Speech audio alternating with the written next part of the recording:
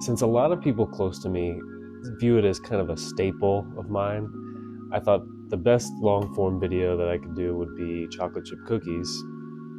And truth be told, I actually made a mistake while filming this. I was making a huge batch, actually two batches together, and I forgot to add salt. So part of this video was just kind of rectifying that mistake.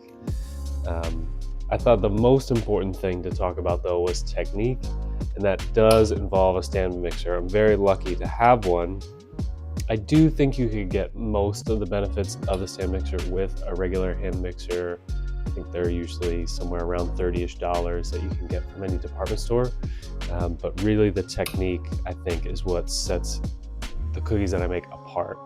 And I actually use gluten-free flour for this because my wife has a gluten allergy, but they turned out identical, in my opinion, to the regular standard flour cookies. So let's check it out.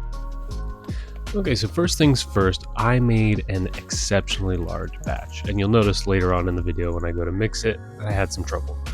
The reason was I had two parties that I wanted to make cookies for, and so I just decided to do a big batch. They were pretty close together, they were only a few days apart, so I left the other half in the fridge, which is a great strategy for cookies.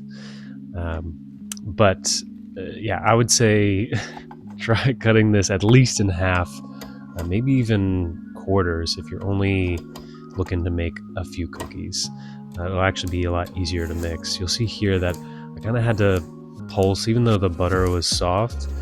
I really was running the risk of knocking things out of the mixing bowl. As things start to come together, we can start to pick up the pace a little bit. What you want to do is cream things together, so the sugar and the butter, and gradually increase the speed. Now, again, I used 6 eggs because this was so large, so you would probably benefit from adding the eggs themselves. If you, let's say you use 2, if you're doing a smaller batch, you can just add them and then you really whip this up. I just decided to do 4, so if you do end up doing a larger batch, I did 4 at first, and then I added 2 as the speed got faster.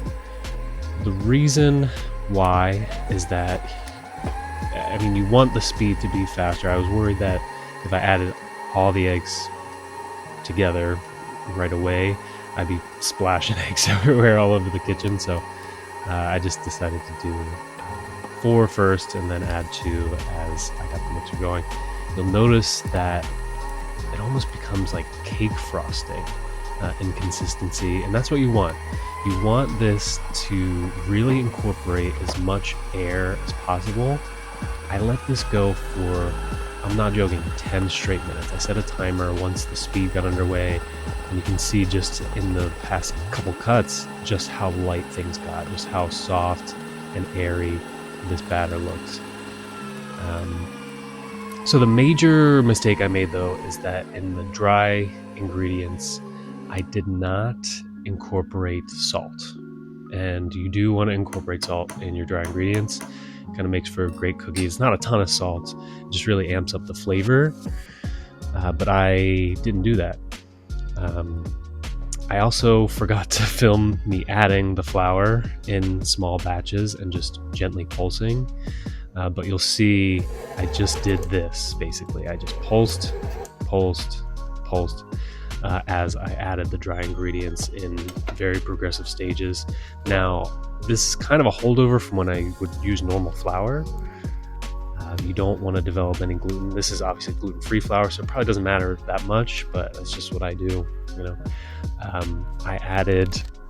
I didn't even really measure the chocolate chips. I just kind of eyeballed them, you know.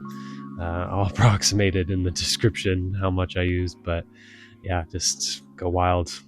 So because I didn't add salt though, I wanted to kind of test, all right, if I'm gonna add a little bit of salt on top just to sort of amp up that sort of sweet and salty flavor. Let me try a kosher salt, and then I had Malden salt as well. I don't know if that breaks the rules or not, but the kosher salt was definitely the better option. And then the last thing I learned was adding salt to the baking sheet before you put the cookies down.